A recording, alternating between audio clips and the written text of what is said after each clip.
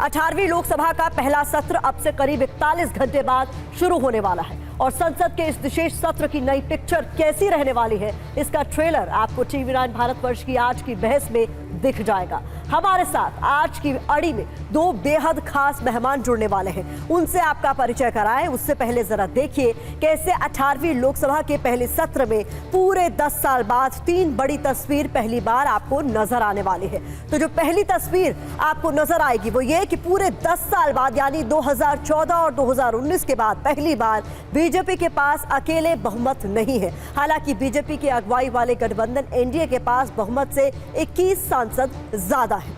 दूसरी बड़ी तस्वीर, पूरे 10 साल बाद इस लोकसभा में विपक्ष का नेता होगा, क्योंकि 2 बार से मुख्य विपक्षी दल कांग्रेस को नेता विपक्ष के लायक सीटें नहीं मिल रही थी। हालांकि इस बार 99 सीटों वाली कांग्रेस का नेता विपक्ष संसद में होगा। पिछली 2 लोकसभा में बीजेपी को अकेले बहुमत था और एनडीए का संख्या बल बेहद मजबूत था, जबकि संख्या बल के लिहाज से विपक्ष काफी कमजोर था। लेकिन इस बार जो तस्वीर बदली हुई नजर आएगी, 234 सीटों के साथ विपक्षी गठबंधन बेहद मजबूत है और बड़ी बात यह है कि सत्ता पक्ष और विपक्ष में सिर्फ 59 सांसदों का ही फासला है। इस बीच आपको बता दें, अब आपको 18वीं लोकसभा की तस्वीर भी दिखा देते हैं, जहां सत्ताधारी गठबंधन एनडीए के 293 सांसद हैं तो विपक्षी गठबंधन इंडिया के 234 और इनसे इतर निर्दलीय समेत अन्य दलों के सांसदों की बात करें तो इनकी तादाद 16 है। ये जानकारी आपके सामने हमने रखी है कि किस तरीके की 18वीं लोकसभा की तस्वीर निकलकर इस बार सामने आने वाली है। तो ये देखिए, 18वीं लोकसभा में एनडीए के 293 सांसद होंगे, इंडिया के 234, तो वहीं अन्य 16 सांसद आपको इस बार संसद में नजर आएंगे। तो कुछ इस तरीके की होगी तस्वीर, लेकिन नई संसद में नया अग्निपथ किस तरीके का होने वाला है, इस पर चर्चा के लिए हमारे साथ 2 बेहद खास मेहमान जुड़ चुके हैं। सुधांशु त्रिवेदी जी, प्रवक्ता बीजेपी के, हमारे साथ जुड़ चुके हैं। सर, स्वागत है आपका। और सुप्रिया श्रीनेत, प्रवक्ता कांग्रेस के, हमारे साथ जुड़ गए। मैम, आपका भी बहुत बहुत स्वागत है। सबसे पहले सुधांशु जी, सवाल आप ही से है कि 10 साल पहले की जो तस्वीर थी वो बिल्कुल बदल चुकी है, अब आपको अपने सहयोगियों के साथ मिलकर सरकार चलानी है। कितना चुनौतीपूर्ण आपके लिए रहने वाला है ये इस बार की जो 18वीं लोकसभा की तस्वीर हमने सामने रखी उस लिहाज से? एक तो ये वॉइस बहुत ही ज्यादा डिस्टर्ब कर रही है, कहिएगा इसको जरा ठीक करें, बहुत ज्यादा क्रैकिंग आ रही है।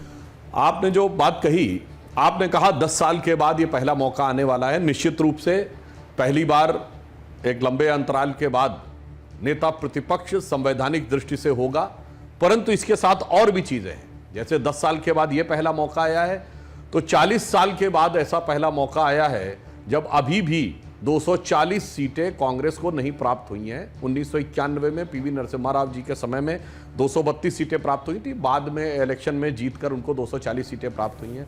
60 साल के बाद यह मौका आया है जब लगातार 3 बार कोई प्रधानमंत्री के नेतृत्व में सरकार सत्ता में वापसी करने में सफल हुई हो। तो कई चीजों का परिवर्तन आया, मगर इस चुनाव ने कुछ एक और भी बड़े अद्भुत संकेत दिए। जैसे उदाहरण के लिए आप देखें तो अभी जो हमारा गठबंधन है, इस गठबंधन में जो संख्या बताई जा रही है उतनी संख्या है सब राज्यों में हम साथ में हैं। जो इंडी गठबंधन बताया जा रहा है, इसमें 75 सीटों पर तो एक दूसरे के खिलाफ लड़े हैं। 42 सीटें पश्चिम बंगाल की, 13 सीटें पंजाब की और 20 सीटें केरल की। उन 75 में 60 सीटें एक दूसरे के खिलाफ लड़के जीत के आए हैं और अभी मुश्किल से 20 दिन भी नहीं हुए हैं चुनाव परिणाम आए हुए, और स्थिति यह हो गई है कि एक गठबंधन सहयोगी तो अलग हो गया। आम आदमी पार्टी ने कांग्रेस से गठबंधन समाप्त कर दिया और कह दिया कि हमारा सिर्फ लोकसभा तक गठबंधन था, विधानसभा में नहीं होगा। और कांग्रेस ने भी उनके विरुद्ध प्रदर्शन भी शुरू कर दिया, बयान भी शुरू कर दिया। तो कम से कम अब तो जो पंजाब की सीटों को उसमें काउंट नहीं करना चाहिए। तो संख्या की दृष्टि से देखें या केमिस्ट्री की दृष्टि से, परंतु मैं ये जरूर कहना चाहूंगा कि चूंकि इस बार विपक्ष को सीटें पिछली बार से बेहतर मिली हैं, तो मैं अपेक्षा करूंगा कि उनका दायित्व भी पिछली बार से बड़ा हो गया है। तो हम ये अपेक्षा करेंगे कि पिछले सदन में जिस प्रकार की चीजें थीं, यानी इस प्रकार के कई अनेक ऐसे चीजें आई जो जनता को लगा कि वो उचित नहीं थी। अब मैं उसके लिए दोषारोपण की बात नहीं करता, क्योंकि बीत गई सो बात गई। अब मैं अपेक्षा करता हूं, नया संसद का सत्र हो रहा है तो विपक्ष अपने नई संख्या बल के साथ और उसी के अनुरूप उचित उत्तरदायित्व के साथ निर्वहन करे, तो जनता के साथ भी न्याय होता है और जो संसदीय प्रणाली बनाने की व्यवस्था संविधान निर्माताओं ने की, जहां होता जैसे राष्ट्रपति अपना अभिभाषण रखेंगी, सारे मुद्दे इनको बोलने का पूरा मौका होगा। जो जो विषय रखना चाहें पूरी दृढ़ता के साथ रख सकते हैं, और हम अपना पक्ष रखेंगे, सरकार की योजनाएं रखेंगे, इनको जो बोलना हो बोले। यह संसदीय स्वस्थ परंपरा होगी। यदि इस ढंग से संसद चलेगी तो बहुत बेहतर होगा। तो केवल सीटें नहीं बढ़ी हैं सुप्रिया जी, इस बार विपक्ष का दायित्व भी बढ़ गया है। ये कहते हुए कहा जा रहा है कि उम्मीद करते हैं कि इस बार आप अपनी बात रखेंगे, लेकिन सलीके से रखी जाएगी। बहुत क्रैक हो रहा भाई। आपको और सुधांशु जी को और आपके तमाम व्यूअर्स को मेरा नमस्कार। सलीके से रखना क्या होता है लोकतंत्र में? लोकतंत्र में बात पुरजोर तरीके से जनता की रखी जाती है, और जनता की बात रखने के लिए हम किसी के मोहताज नहीं है।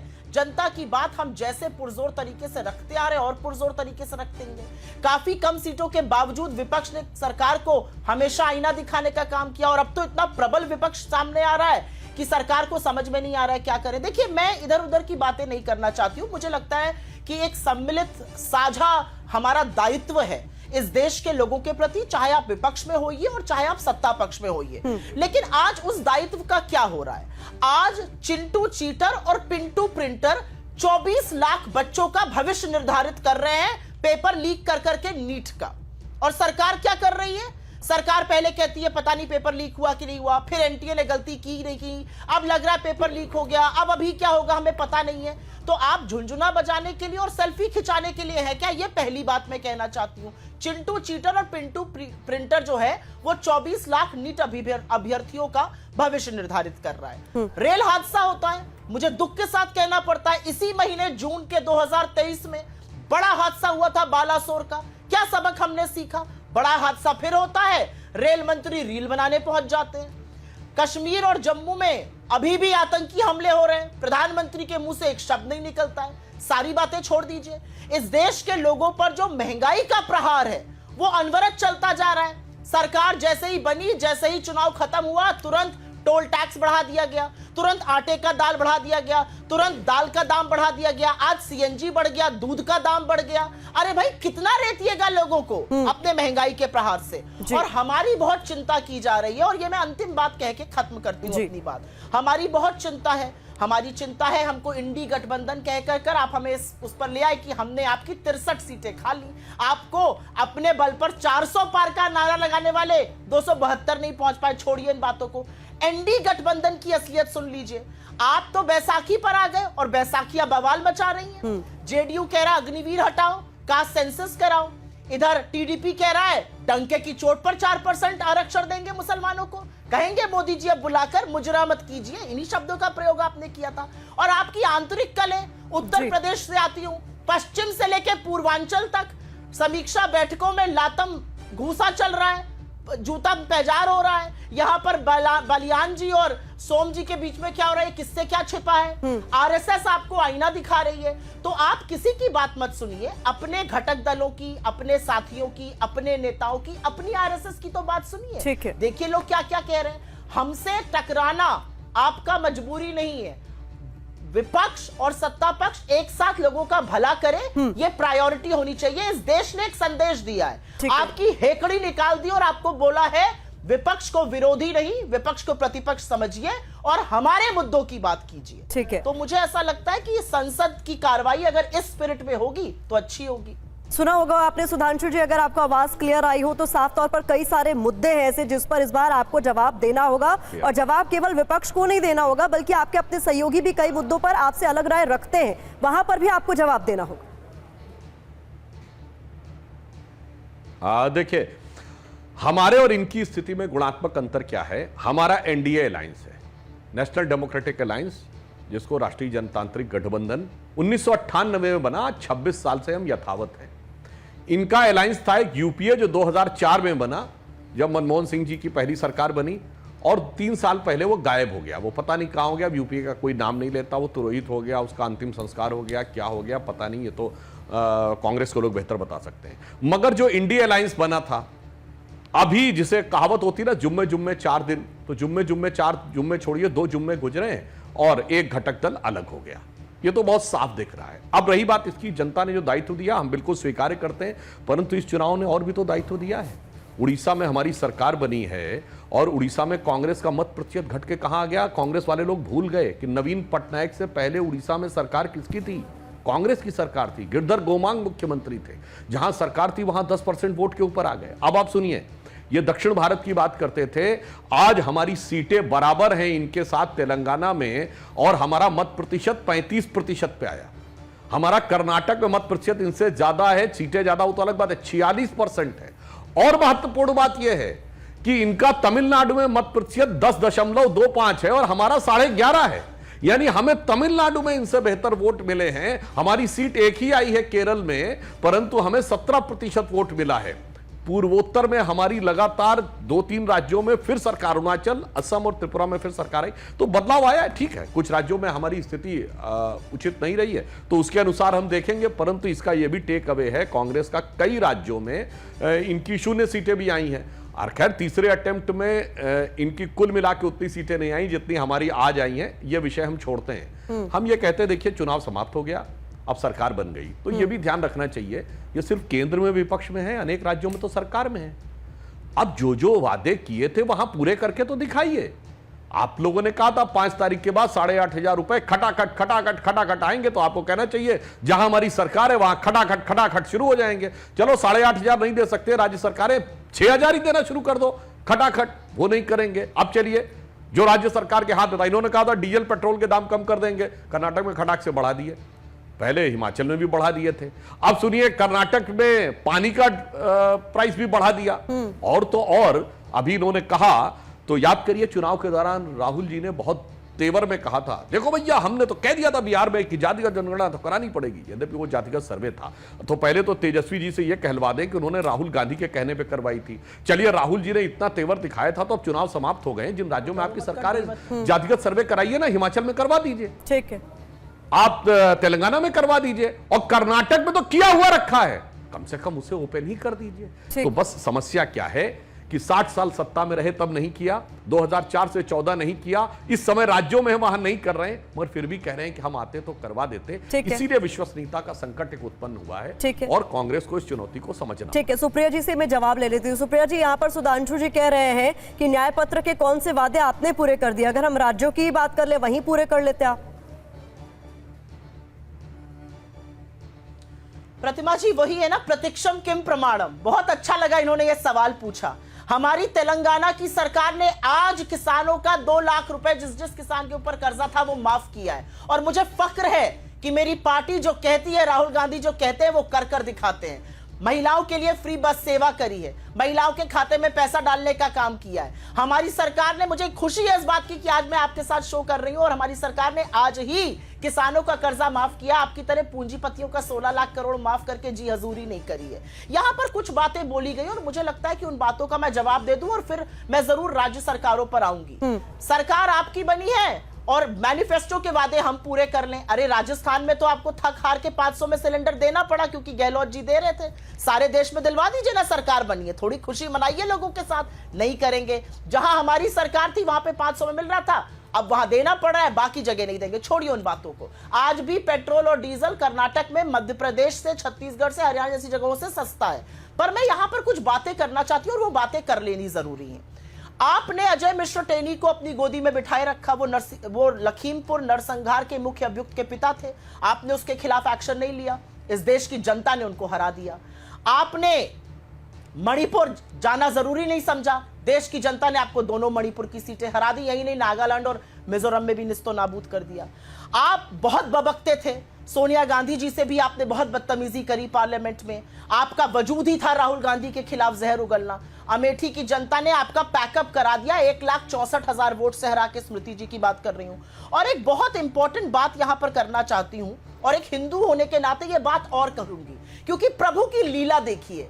जिस राम मंदिर के नाम पे आपने शंकराचार्यों के साथ दुर्व्यवहार किया, जिसके नाम पर आपने वैमनस्यता का माहौल फैलाया, जिसके नाम पर आपने इस देश की प्रथम आदिवासी महिला राष्ट्रपति को नहीं बुलाया, उस प्रभु राम ने क्या किया?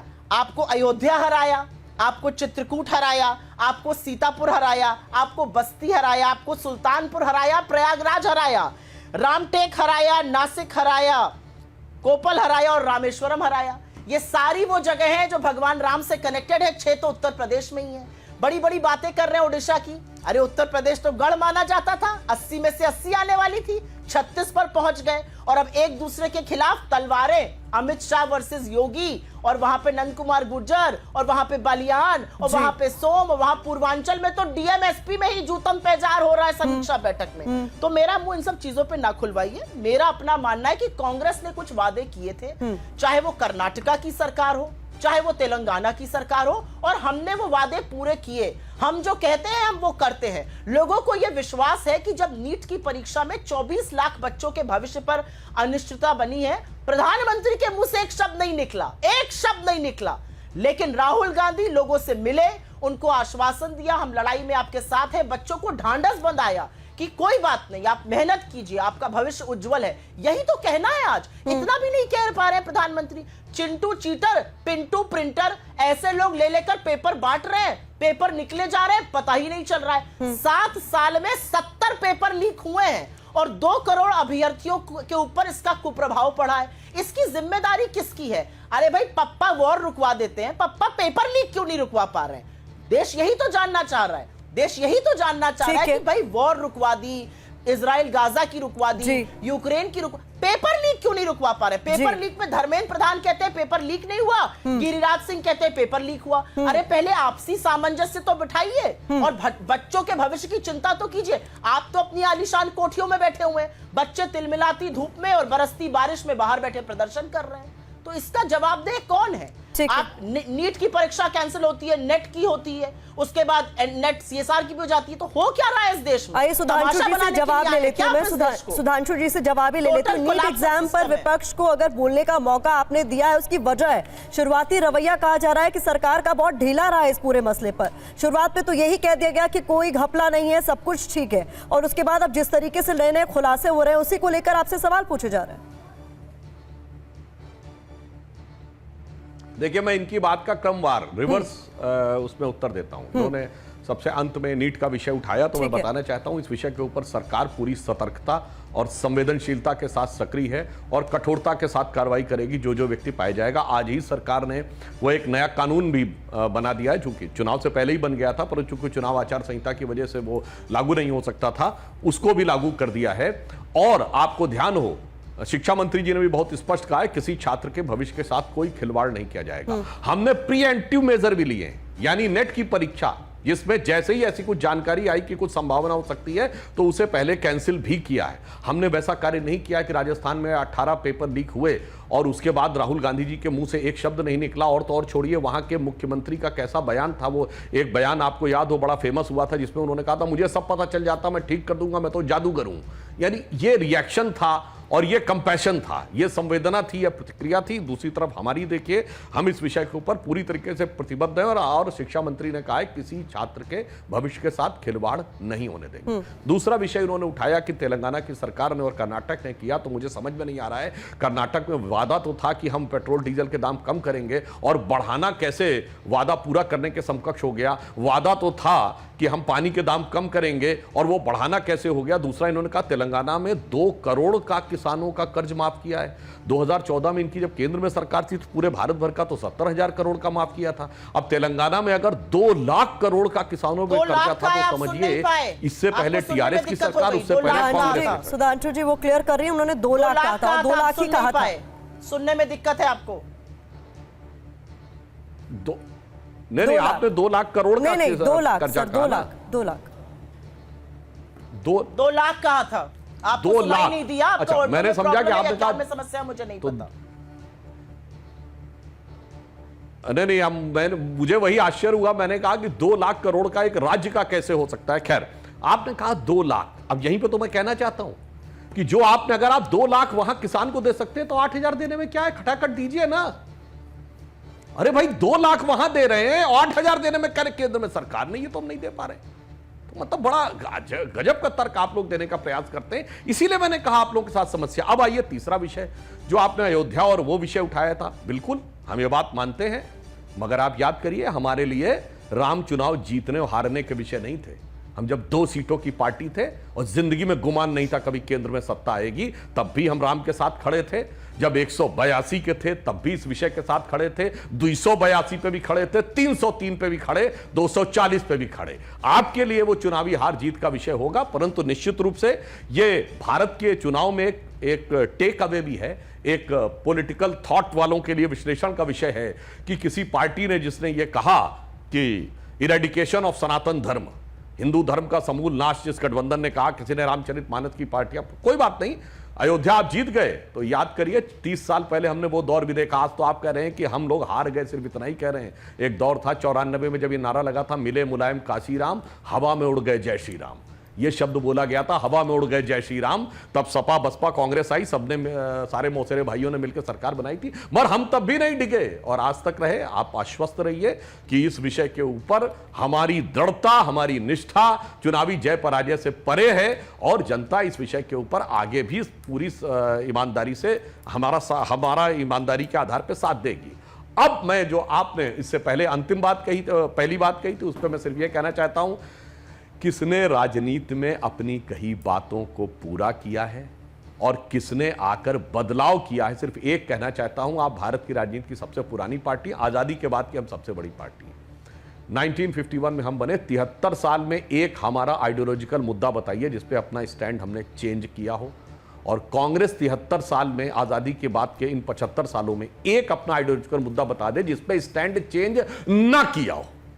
हर चीज पे स्टैंड चेंज कर दिया, बस ये अंतर है। तो सबको समझ में आता है कौन अपने विषय पे ईमानदारी से खड़ा रहता है और कौन मौसम के अनुसार बदलता रहता है। मणिपुर के मुद्दे का भी उन्होंने जिक्र किया था, अगर आप उस पर अपनी बात कहना चाहें और फिर मैं सुप्रिया जी से जवाब लूंगी, जिसमें उन्होंने कहा कि बाकायदा, और उस पर आरएसएस प्रमुख मोहन भागवत को अपनी बात कहनी पड़ी। 1 साल से शांति की राह देख रहा है मणिपुर और उसके बाद हाई लेवल मीटिंग होती है।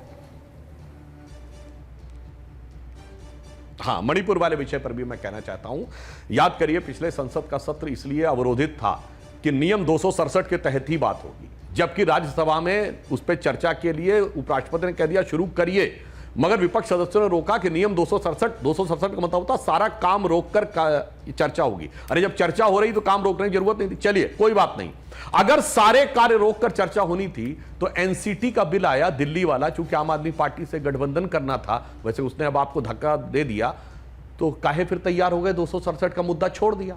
अब आइए 267 में संबंधित मंत्री जवाब देता है, तो इन्होंने कहा नहीं, जवाब प्रधानमंत्री से चाहिए। चलो ठीक है, प्रधानमंत्री नहीं, पहले वक्तव्य चाहिए, फिर बयान चाहिए, फिर जवाब चाहिए। अरे वक्तव्य होने के बाद डिस्कशन ही नहीं होता है। और अंततः मणिपुर के मुद्दे पे अविश्वास प्रस्ताव लाया गया और जाके कोई चेक कर ले, 5% भी नहीं बोला विपक्ष वालों ने मणिपुर पे। और जब प्रधानमंत्री जी बोलने खड़े हुए तो छोड़ के चले गए। मगर मुझे आश्चर्य है कि दिल्ली में तो लाया गया अविश्वास प्रस्ताव, मणिपुर विधानसभा में मणिपुर सरकार के विरुद्ध अविश्वास प्रस्ताव क्यों नहीं? मणिपुर सरकार के विरुद्ध इंफाल में कोई प्रदर्शन क्यों नहीं? मतलब दिल्ली में राजनीति करनी है मणिपुर को लेकर, मगर प्रदेश में ना कोई प्रतिक्रिया करनी है, ना वहां पर कोई संवैधानिक व्यवस्था के बारे में कोई रिएक्शन देना है। ठीक है, सुप्रिया जी कह रहे हैं आइडियोलॉजी पर हमने कभी समझौता नहीं किया जैसा आप लोगों ने किया, राम हमारे लिए चुनावी मुद्दा नहीं, और मणिपुर पर तो आपने उनकी बात सुन ही ली। मैं शुरुआत मणिपुर से ही करना चाहती हूँ, क्योंकि मुझे ऐसा लग रहा था कि हिंदुस्तान की जनता ने इतना बड़ा संदेश दिया है, देश की जनता ने घुटने टेकवा दिए, देश की जनता ने रोक दिया, और उसके बावजूद भी मुझे लग रहा था थोड़ा दम अहंकार कम हो जाएगा, लेकिन कहाँ कम होने वाला है जी, रस्सी जल गई, बल थोड़ी ही जाएगा। तो असलियत यह है कि देश की जनता ने आपसे कहा कि आप बतकहियां छाटने के लिए प्रधानमंत्री नहीं बने। प्रधानमंत्री का क्या काम है कि लोकसभा में खड़े होकर भाषण दें, या प्रधानमंत्री का काम है सेल्फी खिंचाएं, या प्रधानमंत्री का काम है कि ढूंढ ढूंढ कर देश विदेश घूमने जाएं? अरे प्रधानमंत्री का काम है, 1 साल से ऊपर इस देश का एक राज्य जल रहा है, कुछ मत कीजिए, सब कुछ छोड़कर वहां चले जाइए और वहां पर विक्षिप्त लोगों के साथ खड़े हो जाकर उनको यह भरोसा दिलाइए कि यह देश उनके साथ है, आप उनके साथ हैं, उनके आंसू पोंछने के लिए उनके साथ है। आज भी कितने रिलीफ कैंप में महिलाएं और बच्चे प्रताड़ित हो रहे हैं, आज भी कितने ही लोग अपने घर बदर हैं, आज भी कितने ही लोग हिंसा का शिकार हैं, व्यवसाय खत्म हो चुके हैं, कारोबार चौपट हो चुके हैं, लेकिन 1 साल से ऊपर हो गया इस देश के प्रधानमंत्री ने मणिपुर का रुख नहीं किया। प्रधानमंत्री ने भाषण दिया, प्रधानमंत्री भाषण देने के लिए, प्रधानमंत्री त्रिपुरा गए, प्रधानमंत्री नागालैंड गए, सब जगह गए, प्रधानमंत्री 40 मिनट की फ्लाइट से मणिपुर नहीं जा सके पूरे चुनाव में। ये मुझे लगता है कि नैतिक हार है प्रधानमंत्री की, और इतनी निर्णायक नैतिक हार है कि आप इस देश के एक राज्य में जाने की हिम्मत नहीं करते हैं। आप कश्मीर का झुंझुना बजाते थे, आप श्रीनगर, बारामूला, अनंतनाग, राजौरी चुनाव लड़ने की हिम्मत और हैसियत नहीं रखते। ये असलियत है। मैं यहां पर 2-4 बातें कहना चाहती हूं, और ये बातें कहनी जरूरी है, और उसके बाद फिर मैं आगे जाऊंगी। क्योंकि नीट से बात शुरू हुई थी, और मुझे ऐसा लगता है कि 24 लाख बच्चे आज सत्ता पक्ष की ओर, विपक्ष की ओर, उन नेताओं की ओर देख रहे हैं जो उनकी बातें सुन रहे हैं। क्यों, बात तो सुने। शुरुआत हुई एनटीए में कोई गड़बड़ नहीं है, फिर बोला गया कुछ इरेगुलरिटी है, फिर बोला गया हम रिस्पॉन्सिबिलिटी लेते हैं, हमसे गलती हो गई। अरे भाई, गलती और गुनाह जब होता है तो उसका क्या निवारण है? ये बच्चे जो असमंजस की स्थिति में, इनका क्या होगा? और मैं यहां पर एक छोटी सी बात बताना चाहती हूं, और अगर आप मुझे प्लीज 40 सेकंड का टाइम दे तो ये बात कंप्लीट हो जाएगी जी। हरदयाल पब्लिक स्कूल, हरियाणा झज्जर का वो स्कूल जहां से 6 के 6 बच्चों को 720 में से 720 अंक मिले, 2 को 718 और 719 मिले, जो कि मिल नहीं सकते थे क्योंकि नीट में 180 क्वेश्चन होते हैं। अगर क्वेश्चन छोड़ोगे तो 4 मार्क्स जाते हैं, और अगर क्वेश्चन गलत किया तो 5 मार्क्स जाते, तो 718 19 नहीं मिल सकते थे। पहले इक्का दुक्का लोगों को आता था, अब 67 लोगों को पूर्णांक आए, जिसमें से हरदयाल पब्लिक स्कूल में 6 छात्र थे। चलिए कोई बात नहीं।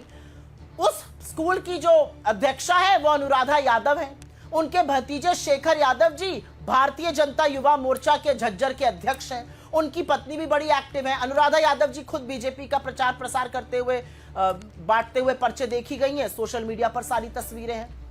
बीजेपी का संबंध यहां पर खत्म नहीं होता है। नीट जैसे एग्जाम में 2 पेपर होते हैं कि अगर पेपर लीक हो जाए तो दूसरा पेपर दे दिया जाएगा, और ये सारे पेपर जो पब्लिक सेक्टर के बैंक होते हैं उसमें सुरक्षित रखे जाते हैं। एक सेट पेपर एसबीआई में रखा गया था, एक सेट कैनरा बैंक में रखा गया था। हरदयाल पब्लिक स्कूल में दोनों सेट बांट दिए गए, पता चला गलत बट गया तो वापस लिया गया। वापस क्या लिया गया?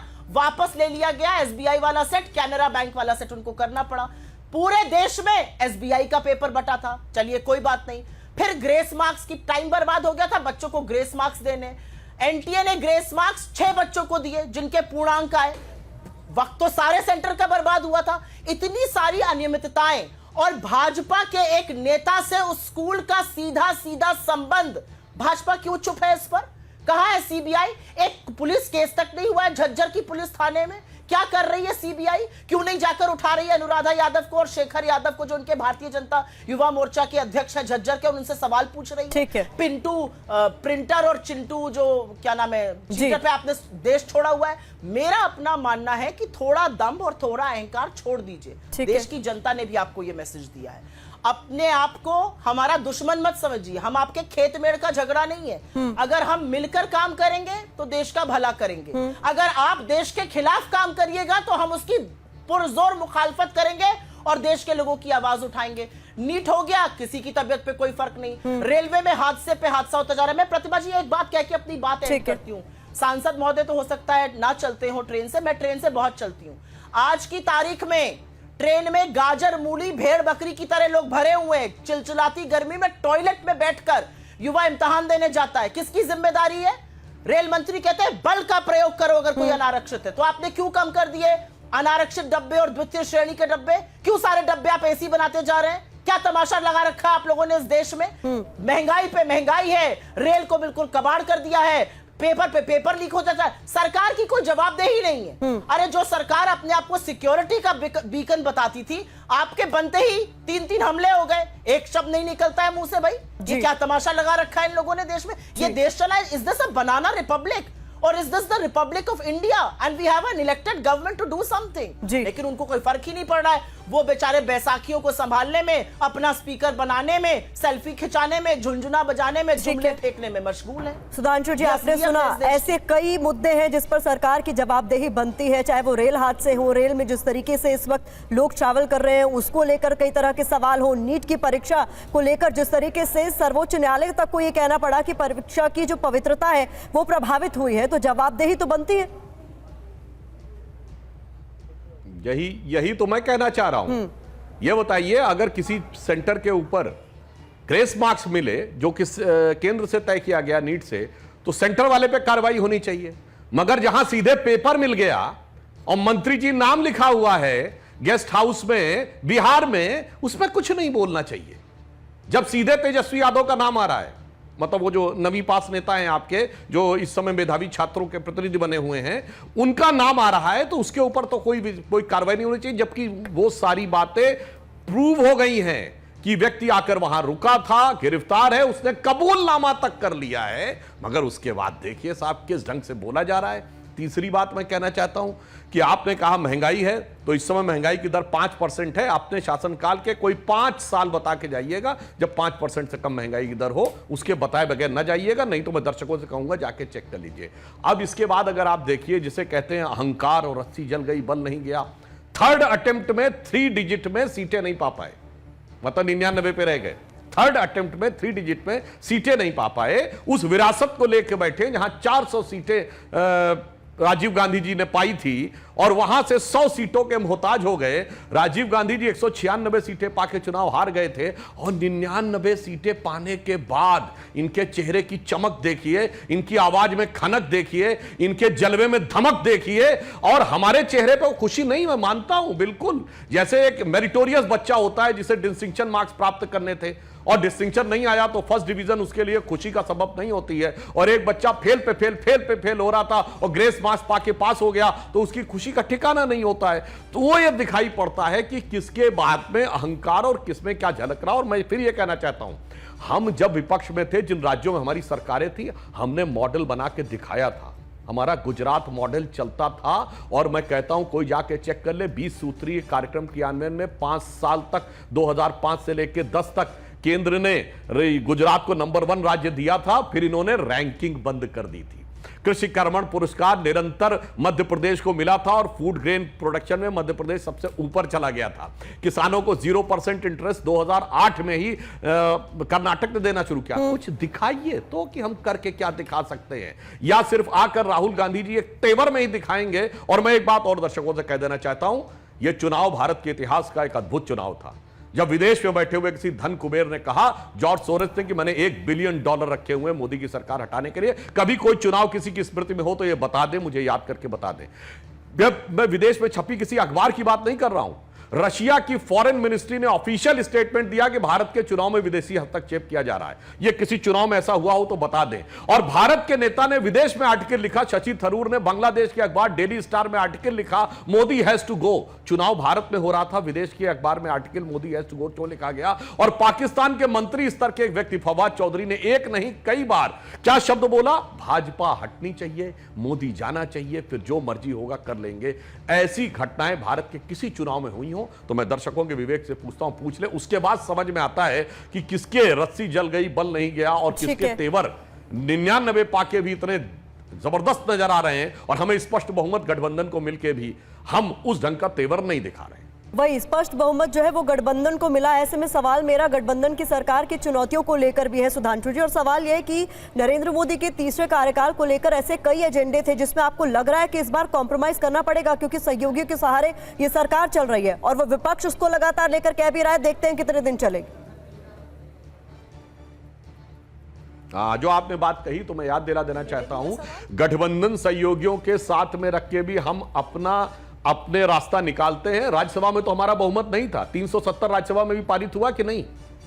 तो सहयोगी दलों के समर्थन से ही पारित हुआ था ना, तो हमने करके दिखाया। 35 से भी राज्यसभा में पारित हुआ था, सीए भी राज्यसभा में पारित हुआ था।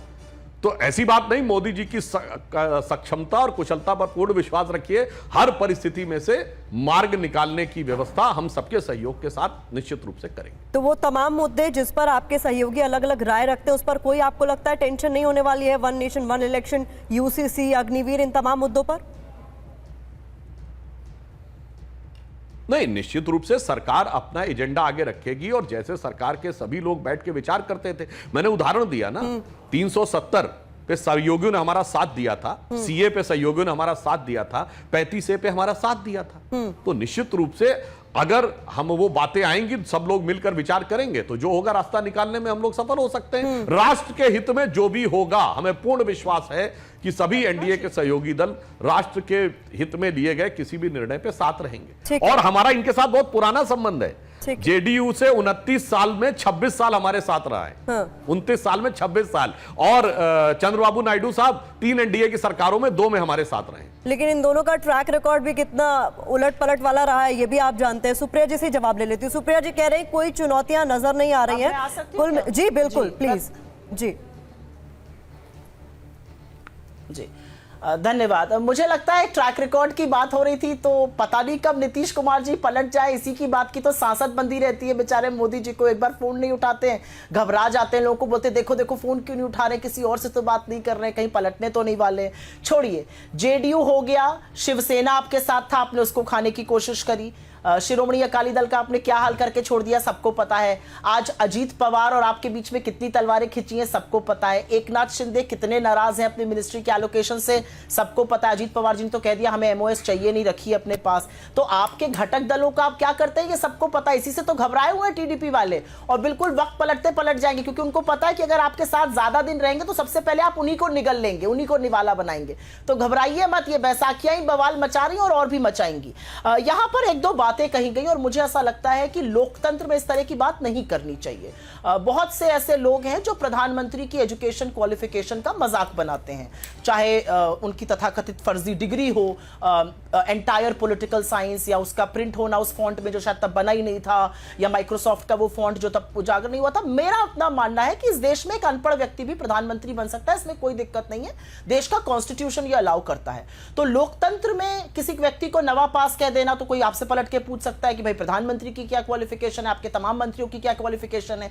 वो बेचारी मंत्री जो इंदौर गई वहां पर सभा में, वो बेटी बचाओ बेटी पढ़ाओ ही नहीं लिख पा रही थी, वो महिला बाल विकास मंत्री है। बहुत सारी बातें उठ जाएंगी। तो मुझे ऐसा लगता है कि इस तरह के गलत आरोपों से और आक्षेपों से बचना चाहिए, जो आपकी कलई खोलने पर आमादा कर देंगे लोगों को। यहां पर 2-4 बातें और कहनी चाहिए, क्योंकि बात बिहार तक पहुंची गई। तो भाई बिहार में 3 दिन में 2 पुल स्वाहा हो गए। काहे ये पुल ताश के पत्तों की तरह ढहे जा रहे हैं। अटल सेतु बनाया था 18,000 करोड़ रुपए में आपने, प्रधानमंत्री जी जनवरी में उस पे रॉब से चले भी थे, खूब शूटिंग भी हुई थी। आपने इनकम टैक्स का रॉब दिखा दिखाकर, रेट दिखा दिखाकर, डर दिखा दिखाकर फिल्मी एक्ट्रेसेस को भी बुलाया था, उनसे भी वीडियो बनवाया था। अब उसमें दरार आ गई। लेकिन देखिए लोकतंत्र की ताकत, हमें सशक्त बनाया लोगों ने, हमने आवाज उठाई, आज उस सड़क का रिपेयर हो रहा है। 18,000 करोड़ का जो घोटाला इन लोगों ने किया था, भ्रष्टाचार, आज उस सड़क का रिपेयर हो रहा है। और यहां पर एक बात मैं कहना चाहती हूं, मैं नहीं लाना चाहती थी पाकिस्तान को। मुझे लगता है इंडिया की बात है, हम लोग आपस में बात करें, भारत की बात है, भारत के लोगों की बात है, हमारे देश के भविष्य की बात है। लेकिन ये बार बार पाकिस्तान को लाना चाहते हैं। भाई पाकिस्तान, चाहे वो न्योते बिना न्योते मोदी जी लपके हुए चले गए हो बिरयानी खाने, या चाहे पठानकोट आईएसआई को बुला लिया हो, हम उन मामलों में नहीं जा रहे हैं। लेकिन एक शख्स है अब्दुल्ला मुर्तजा, लश्कर तैयबा का इंफॉर्मेशन सेक्रेटरी है। उसने ऑन रिकॉर्ड कहा था बीजेपी सत्ता में आनी चाहिए, हमारे लिए अच्छा है। क्यों कहा था? ऐसे दुर्दांत आतंकवादी ने बीजेपी को सत्ता में आने के लिए क्यों कहा था? आज सवाल फिर यह भी उठ जाएगा। तो मेरा अपना मानना है कि आपको जनता ने एक लेसन पढ़ाया है, आपको जनता ने बोला है हेकड़ी खत्म करो, ढंग से सरकार चलाओ, अगर गठबंधन से चला पाते हैं। वैसे तो मुझे नहीं लगता कि इसकी बहुत दीर्घायु होगी ये सरकार, क्योंकि मोदी जी का एक काम करने का तरीका है। मोदी जी सुबह उठते हैं, कहते हैं रात को 8 बजे नोटबंदी, मोदी जी तुगलकी फरमान, आज से लॉकडाउन, तुगलकी फरमान, लाखों मजदूर जो हैं वो पैदल चल देंगे, तुगलकी फरमान, हम ये खत्म कर देंगे, हम वो कर देंगे। अब वो तुगलकी फरमान हो नहीं पा रहे हैं। तो जो 56 इंच की तथाकथित बलून था, जो एक गुब्बारा था, वो फुस पटाखा हो गया है, सारी हवा निकल गई है। अब हाँ जी करना पड़ेगा नीतीश जी के साथ, जी हाँ जी करना पड़ेगा चंद्रबाबू नायडू के साथ। मैं एक अंतिम सवाल पूछती हूं यहां पर। बहुत अच्छी बातें, कंसेंसस बनाने की बातें कर रहे हैं सुधांशु जी, अच्छी बात है, कंसेंसस बनना भी चाहिए, यही तो लोकतंत्र की ताकत है। पूरे चुनाव में मोदी जी ने बड़े अपशब्दों का प्रयोग किया। उन्होंने मंगलसूत्र की, भैंस की, अजीबोगरीब उल जलूल बातें करी, लोगों ने उसका सबक भी सिखाया। लेकिन उन्होंने एक ऐसे शब्द का प्रयोग किया जो आज तक किसी राजनेता ने नहीं किया था। उन्होंने शब्द का प्रयोग किया मुजरा। उन्होंने कहा कि जो वोट बैंक के आगे मुजरा करते हैं, अगर मैं उन्हीं की बात को आगे ले जाऊं, और वो झूठ बोल रहे थे मोदी जी लगातार झूठ बोलते हैं।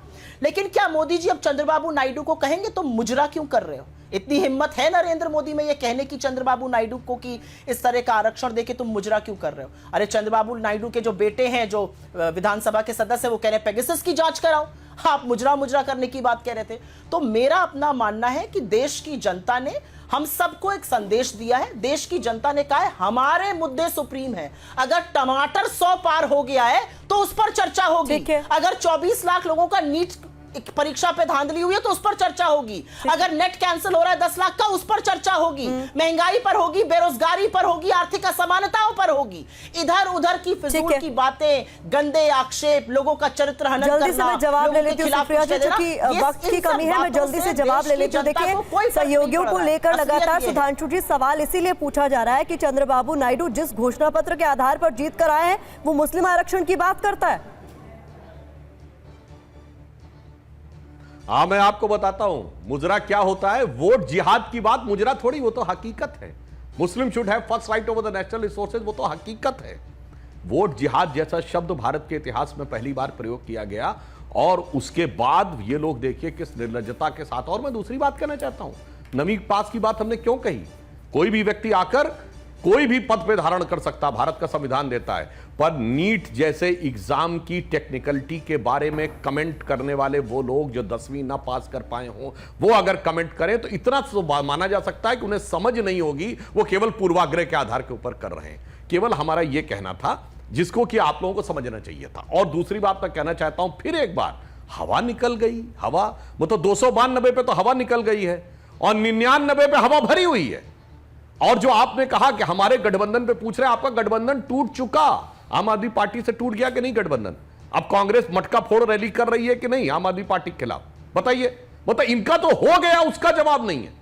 और जहां एक दूसरे के खिलाफ लड़े हैं कि मतलब ममता बनर्जी के बारे में अधीर रंजन चौधरी जो लीडर ऑफ द अपोजिशन थे पिछली विधान लोकसभा में, वो कह रहे there is no democracy in Bengal. Mamata Banerjee की सरकार मर्डरर हो चुकी है और कह रहे हैं उसके बाद हमारा उनके साथ गठबंधन है। अद्भुत है साहब। अभी मैं बताना चाहता हूं कि जब वायनाड में यह तय हुआ कि प्रियंका जी लड़ेंगी तो बाकायदा ऑफिशियल बयान आया कि सीपीएम को, एनी राजा ने कहा कि सीपीएम से कोई कंसल्टेशन नहीं किया, मगर मुस्लिम लीग से बात किया, मगर हमारा गठबंधन है सीपीएम के साथ और हमारा बड़ा सामंजस्य है। भाई हमने तो बताया, हमने 3 सरकारें चलाई जिसमें कि चंद्रबाबू नायडू अटल जी के जमाने में पूरे समय सरकार में रहे और मोदी 1 में रहे, मोदी 2 में उनके सांसद ही नहीं थे। और जेडीयू 29 साल में 26 साल रहा। तो हमसे तो सवाल है, और जहां सीधे बोल रहे हैं, अलग हो चुके हैं, एक दूसरे के खिलाफ कह रहे हैं कि लोकतंत्र खत्म हो चुका है, जहां सारा बवाल है वहां कोई सवाल नहीं। देखिए सुधांशु जी, चूंकि सरकार में इस वक्त आप हैं तो चुनौती आप लोगों के लिए बड़ी रहने वाली है कि कैसे अलग अलग एजेंडे जो इस सरकार के थे उसे पूरा किया जाए सहयोगियों को साथ लेकर।